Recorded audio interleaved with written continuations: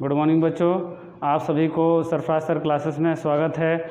आज पिछले वीडियो में हम लोगों ने सर्वांग समता के 2 कसौटियों का अध्ययन किए थे और उससे संबंधित जो सवाल थे उसको भी समाधान किए थे। आज हम लोग क्या करेंगे, वो कौन कौन सी कसौटियाँ थी। तो हम लोगों ने देखा था कि आपका 2 कसौटी था, पहला था SAS और दूसरा था आपका था ASA। ठीक है बच्चों, आज हम लोग दो और अन्य कसौटियों का अध्ययन करेंगे। उसमें तीसरा है आपका SSS और चौथा है आपका RHS।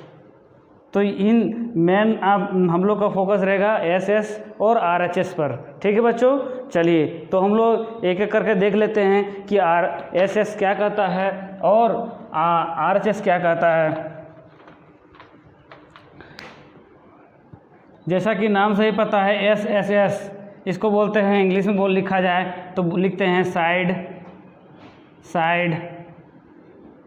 और साइड लिखते हैं। ठीक है बच्चों, साइड मतलब हिंदी में यदि लिखा जाए तो हम लोग कहेंगे साइड मतलब भुजा होता है, तो हम लोग लिखेंगे तो भुजा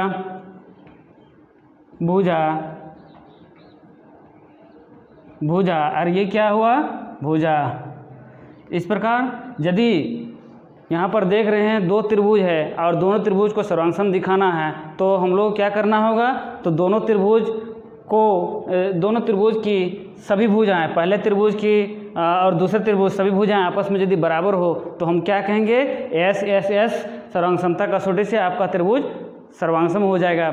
चलिए लिख लेते हैं कि SSS सर्वांग समता कसौटी क्या कहता है आखिर। तो इसमें कहता है कि यदि एक त्रिभुज की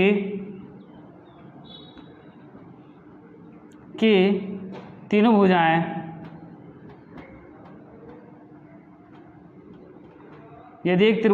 भुजाएं और तीनों भुजाएं एवं अन्य त्रिभुज की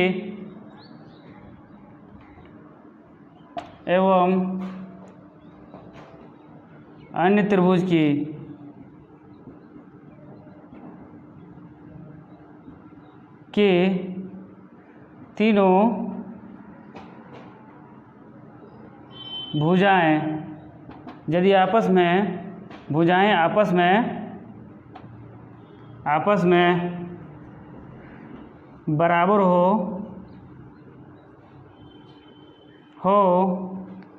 तो क्या कहेंगे, तो हम लोग कहेंगे कि SSS। तो ऐसी कसौटी को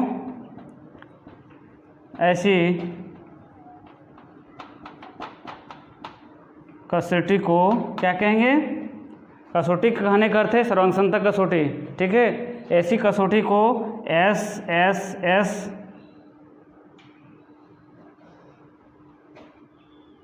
कहते हैं। कहने का अर्थ है यदि एक त्रिभुज का तीनों भुजाएं और अन्य त्रिभुज की तीनों भुजाएं यदि आपस में बराबर होगा तो आपका त्रिभुज क्या होगा, सर्वांग होगा। चलिए देख लेते हैं। जैसे सपोज दैट आपका मान लेते हैं आपका ये एक त्रिभुज है ABC और दूसरा त्रिभुज है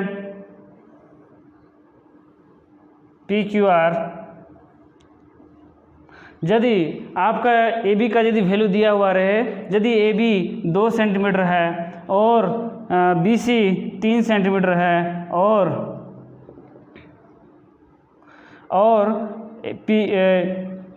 PQ आपका 2 सेंटीमीटर है, QR आपका 3 सेंटीमीटर है, इसी प्रकार यहाँ 2 सेंटीमीटर और ये आपका 3 सेंटीमीटर और ये मान लेते हैं 4 सेंटीमीटर।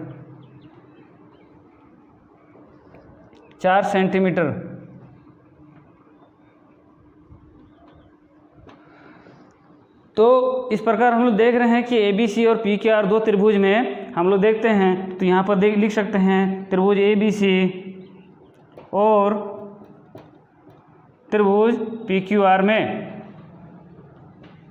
क्या देख रहे हैं हम लोग, तो देखिए हम लोग देख रहे हैं कि आपका AB बराबर है, देखिए PQ के, पहला, और दोनों का मान कितना है 2 सेंटीमीटर है। दूसरा देखिए BC बराबर है किसके QR के, और वो कितना है 3 सेंटीमीटर है। और आपका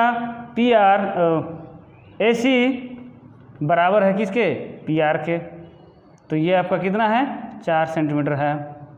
तो ये वाला भुजा जब इसके बराबर हो जाएगा, ये वाला भुजा इसके बराबर हो जाएगा, ये वाला भुजा इसके बराबर हो जाएगा, तब हम लोग क्या कहेंगे SSS सर्वांग समता कसौटी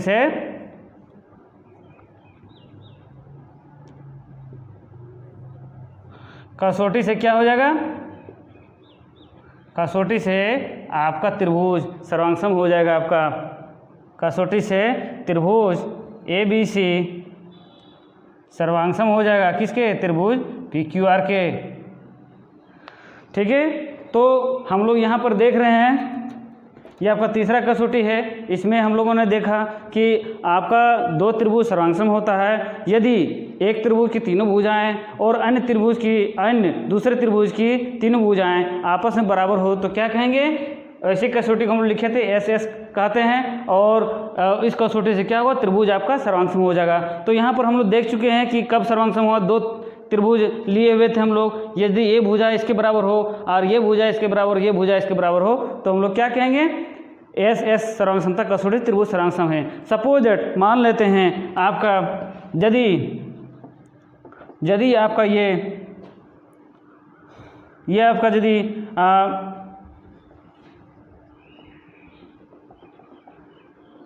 मान लेते हैं ये आपका 4 सेंटीमीटर है और आपका ये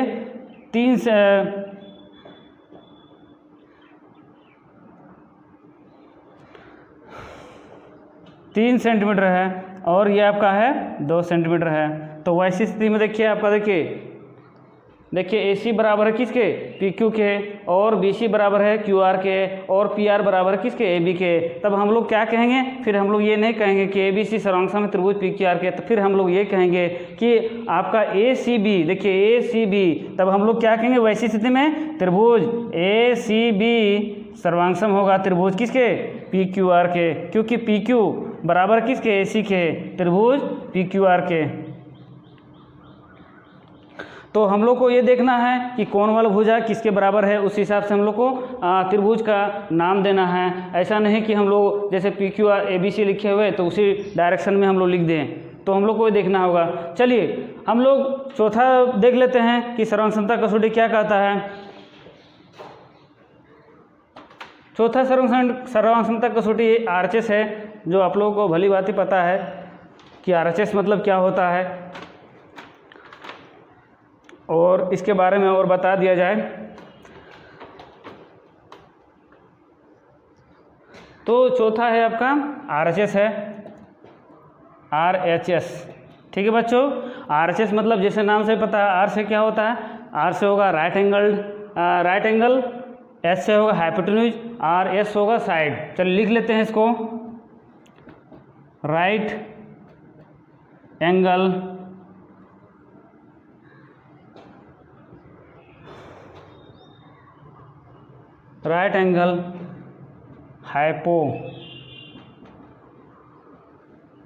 हाइपोटेन्यूज साइड। तो ये आपका है right angle hypotenuse side. Right angle में मतलब क्या हो गया, समकोण हो गया, इसको बोलते हैं।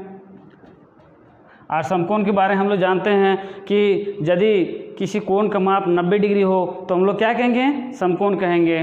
ठीक है, राइट एंगल, और ये होगा कर्ण हो गया, और ये हो गया साइड मतलब भुजा हो गया। ठीक है, तो ये कहता है कि यदि एक 2 त्रिभुज सर्वांगसम होता है, यदि आपका त्रिभुज आपका समकोण रहेगा तभी आपका RHS लगेगा। यदि आपका त्रिभुज समकोण है मतलब राइट एंगल है, तब आप RHS लगा सकते हैं, नहीं तो फिर हम लोग क्या करेंगे, जो अन्य 2-3 स्थितियां हैं उस पर हम लोग अध्ययन करेंगे, उसको देखेंगे कि वो लगता है। यदि आपका RHS है तो हम लोग क्या करेंगे, RHS को लगाएं। तो ये क्या कहता है, ये कहता है कि यदि 2 समकोण त्रिभुजों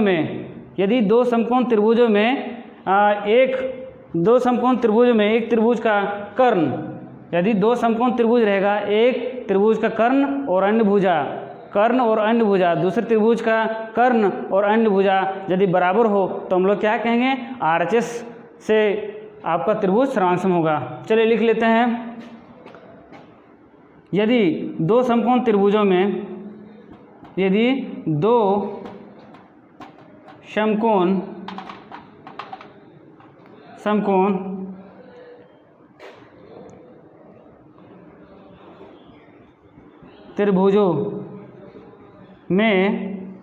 त्रिभुजों में एक का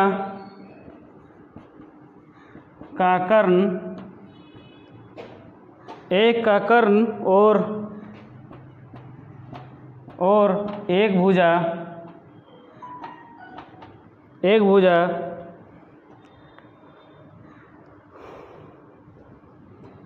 क्रमशः दूसरे त्रिभुज का कर्ण और एक भुजा आपस में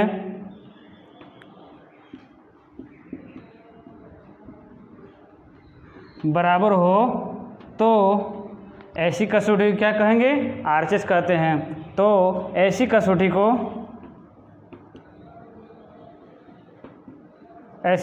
को RHS कहते हैं, RHS कहते हैं। ऐसी कसौटी क्या बोलते हैं, RHS कहते हैं। चलिए देख लेते हैं कि आपका दो त्रिभुज है, हम बता चुके हैं कि यहाँ पर भी बोल रहा है कि आपका यदि दो समकोण होना चाहिए, दैट मीन्स आपका समकोण त्रिभुज होना चाहिए। चलिए देख लेते हैं, ये आपका क्या है, समकोण त्रिभुज है। और समकोण त्रिभुज में क्या होता है, एक कोण आपका 90 डिग्री रहेगा और अन्य दो कोण क्या होगा, हम लोग बता चुके हैं कि अन्य दो कोणों का योग 90 डिग्री होगा या फिर न्यून कोण होगा। ठीक है बच्चों, चलिए तो मान लेते हैं आपका ABC और दूसरा क्या है, PQR है। ठीक है, इसमें B आपका समकोण है, इसमें Q समकोण है। तो दो त्रिभुज है, दो त्रिभुज आपका क्या हो गया, समकोण त्रिभुज है। समकोण त्रिभुज में क्या होता है कि आपका यदि समकोण त्रिभुज है तो एक का कर्ण, मतलब यदि आपका ये मान लेते हैं ये 5 सेंटीमीटर है, क्योंकि हम लोग जानते हैं कि समकोण त्रिभुज में कर्ण क्या होता है, सबसे बड़ी भुजा होती है। ये मान लेते हैं, ये भी मान लेते हैं 5 सेंटीमीटर है, और ये मान लेते हैं।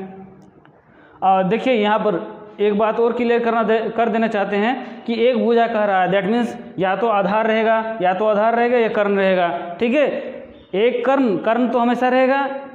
समकोण RHS लगाने के लिए सबसे पहले देखना क्या है, पहले देखना है कि वो आपका समकोण त्रिभुज है। यदि आपका त्रिभुज समकोण है तब उसमें दूसरा क्या देखना है कि कर्ण होना चाहिए, और कर्ण होने के बाद तीसरा हमको क्या देखना है, तीसरा देखना है कि कोई आधार या लंब कोई बराबर होना चाहिए, तब हम लोग RHS लगाएंगे। ठीक है, चलिए तो देख लेते हैं, ये मान लेते हैं 2 सेंटीमीटर है।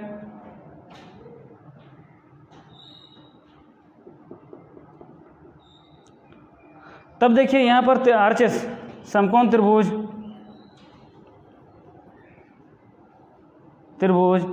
ABC और देखिए समकोण त्रिभुज ABC और समकोण त्रिभुज ये भी है PQR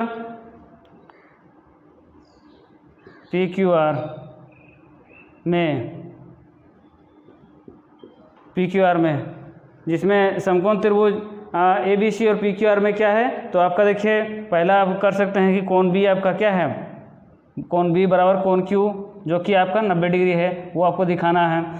चलिए ये हो गया है, हम देख लिए हैं। उसके बाद देखिए आप देखिए AC, देखिए ये वाला AC जो बराबर है किसके, PR के, और वो कितना है 5 सेंटीमीटर है। और दूसरा देखिए BC बराबर है किसके, QR के, वो कितना है 2 सेंटीमीटर है।